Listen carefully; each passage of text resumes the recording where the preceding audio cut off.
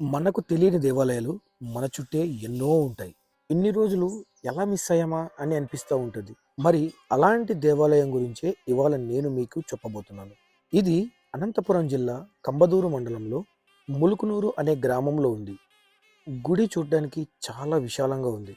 ఈ ఆలయం చిన్న కొండపైన నిర్మించడం జరిగింది.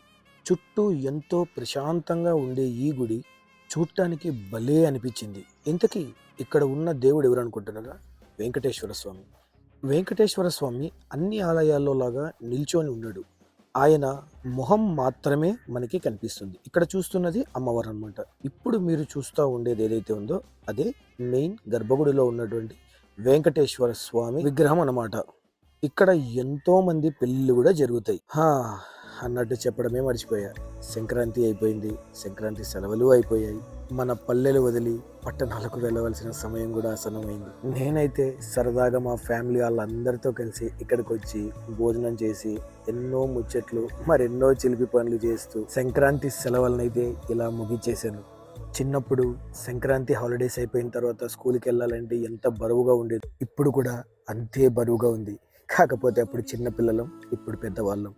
ఏది ఏమైనా ఎమోషన్స్ ఒకటే. మరి సంక్రాంతి కోసం ఎదురు చూస్తూ ఉందాం.